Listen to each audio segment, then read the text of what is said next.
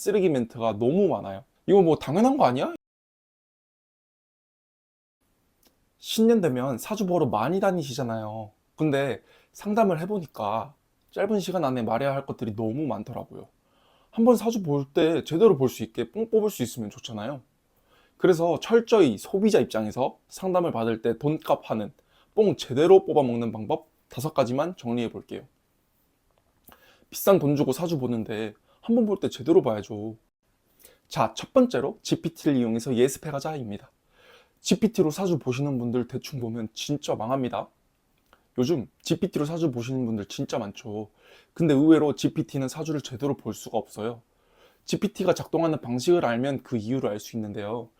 GPT가 작동하는 방식은 인터넷에서 자료를 끌어모아서 가장 정답률이 높은 대답을 해주는데, 인터넷에는 물론 좋은 자료들도 있기는 해요. 근데 고객들을 모집하기 위한 쓰레기 멘트가 너무 많아요.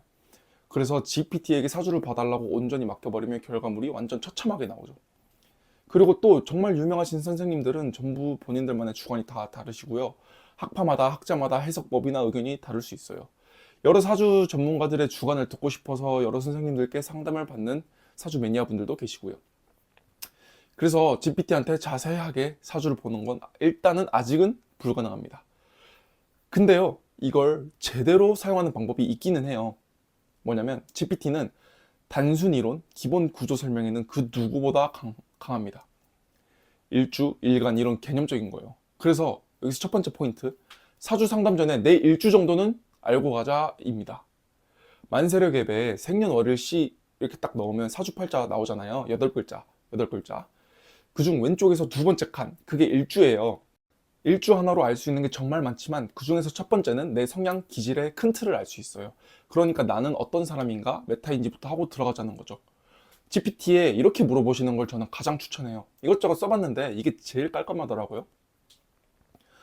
사주에 대해 잘 모르는 사람 기준으로 설명해줘. 내 일주가 땡땡 일주인데 전문 용어는 줄이고, 성격, 강점, 약점, 인간관계 특징, 그리고 이 기질을 잘 쓰는 방향과 조심하면 좋은 포인트들을 개괄적으로 알려줘. 이 프롬프트는 제가 고정 댓글에 남겨둘게요. 이게 왜 중요하냐면요, 학생 때 생각해보면 공부 잘하던 애들 특징 아시죠? 예습 복습 잘하잖아요.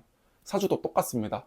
똑같이 예습 복습을 해야 사주 상담을 온전하게 이용을 할 수 있어요. 그래서 GPT로 한번 일주 보고 가는 것, 그게 예습이에요. 복습은 뭐냐고요? 그건 영상 뒤에서 말씀드릴게요. 꼭 끝까지 봐주세요. 자, 다음은 2번으로 넘어갈게요.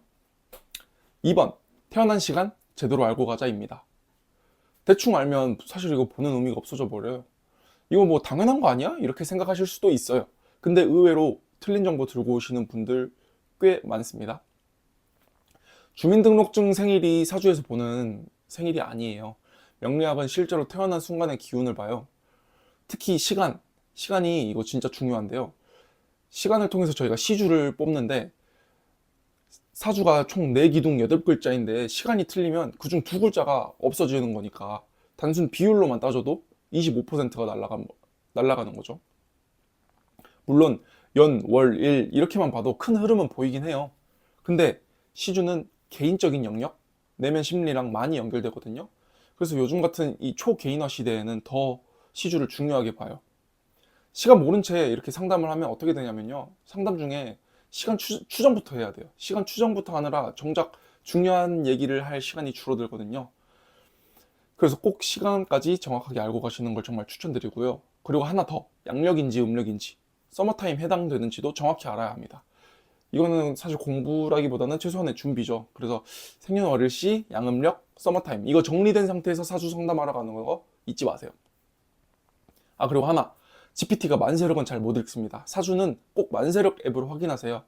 만세력 이용이 어려운 분이 계시다면 댓글에 생년월일시 남겨주시면 제가 가능한 선에서 최대한 정리해서 대댓글 달아드리겠습니다. 자, 다음은 세 번째, 뚜렷한 질문 넣어가기입니다. 저는 상담을 하기 전에 상담지를 드리고 질문들을 먼저 구체적으로 받는데요. 그래야 상담의 질이 완전 올라가고 상담하러 오신 분들도 대만족을 하고 가시기 때문이에요. 예를 들면 뭐 이런 게 있습니다. 2026년 하반기에 이직을 고민 중입니다. 현재 회사에서 인간관계 문제가 있었고 작년에 구설도 한번 크게 겪었습니다. 그래서 손해를 보더라도 환경을 바꾸려고 하는데 사주적으로 어떠신지 조언 부탁드립니다. 이런 식으로 구체적인 질문을 해주셔야 그 사이사이에 명리학적으로 어떤 작용을 했는지 인지하고 명리학적 조언을 해줄 수 있게 됩니다. 물론 대충 짧게 질문해도 상담사가 다시 역질문하면서 상황을 맞추는 건 필요하지만 이건 상담사의 역량이잖아요. 그래서 상담받는 사람이 준비할 수 있는 건 준비해가자 이거죠. 제가 예시 문장을 드릴 테니까 빈칸을 한번 채워보세요. 저는 땡땡 어떤 기간 동안 어떤 주제에서 어떤 결정을 고민 중입니다. 이런 생각을 하게 된 계기는 어떤 이유입니다. 이 상황을 사주적으로 보면 어떨까요? 이렇게요. 질문이 구체적일수록 상담의 질이 좋아지고 내용은 깊어집니다. 또다시 공부 잘하는 모범생으로 비유를 한번 들어볼게요. 공부 잘하는 친구들 질문 되게 구체적으로 하잖아요, 선생님들한테. 그거랑 똑같아요. 그래서 상담 전 질문 정리는 꼭 하고 가시는 걸 추천드릴게요. 기간, 주제, 그리고 내가 고민하고 있는 선택의 기준이 어느 정도 정리되어 있어야 그 안에서 어떤 운의 흐름이 작용했는지를 짚을 수도 있고 이야기도 자연스럽게 이어집니다. 또 의외로 질문을 이렇게 정리하다 보면 혼자서 솔루션을 찾는 경우도 꽤 많답니다. 그래서 한번 질문을 정리해 보시는 걸 먼저 추천드릴게요. 자, 다음 네 번째, 용신. 용신은 흔히 사주의 꽃이라고 하죠. 근데 동시에 좀 오해가 좀 많은 개념이기도 해요. 왜냐하면 선생님들마다 보는 기준이 조금씩 다릅니다. 격국, 조후, 억부 등 이렇게 중요하게 보는 포인트가 선생님들마다 다른 것 같아요. 또 그리고 명식마다 중요한 게 다를 수도 있고요. 그래도 용신이 중요한 이유는 분명해요. 용신은 단순히 내 성향을 설명하는 개념이 아니라 주어진 사주 구조 안에서 삶을 어떻게 조정하고 나갈 것인지에 대한 방향을 다루기 때문이에요. 성격과 기질만 얘기한다면 MBTI와 다를 게 없지만 사주에서는 그 기질을 어떤 방식으로 쓰는 것이 유리한지, 어떤 선택이 부담을 줄이고 흐름을 잘 살릴 수 있는지에 대해 알려줄 수 있기 때문이에요. 용신은 어떻게 보면 전략과 전술에 대해서 얘기한 거죠. 그리고 또 용신을 어떻게 설명하는지 보면 그 상담가가 이론만 많이 아는지 아니면 사례를 많이 다뤄봤는지도 은근히 드러나기도 해요. 그래서 제 용신이 구체적으로 뭐예요? 그리고 그걸 이용하려면 어떻게 해야 해요? 이렇게 물어보세요. 그러면 추상적인 말이 아니라 현실적인 이야기들을 들을 수 있어요. 그리고 이거 알아두면 다른 선생님한테 상담을 갈 때도 대화가 좀 더 빨리 되고 또 전에 선생님과의 어떤 비교도 쉽게 되겠죠. 자, 마지막 다섯 번째, 개운법입니다. 개운이란 단어는 10개의 운자를 써서 운을 연다는 뜻을 가진 말인데요. 저희가 사실 사주를 보는 이유는 두 가지로 축약할 수 있어요. 첫째는 나에 대해서 아는 것, 그리고 두 번째는 나에게 들어와 있는 운의 상태를 아는 것입니다. 지금 운이 나한테 유리한지 혹은 불리한지 파악하는 거죠. 운이 불리하다면 그 불리함을 어떻게 완화할 수 있는지, 운이 유리하다면 그 유리함을 어떻게 잘 살려서 흐름을 이어갈 수 있는지, 이걸 설명하는 게 저는 저희가 사주를 보는 가장 큰 이유라고 생각합니다. 근데 여기서 꼭 짚고 넘어가야 될 게 있어요. 개운법은 사실 상담가가 제대로 상담해 주기가 힘든 영역이기는 해요. 왜냐하면 상담가가 인생을 대신 살아주는 게 아니기 때문입니다. 결국 본인 인생은 본인이 산다는 거죠.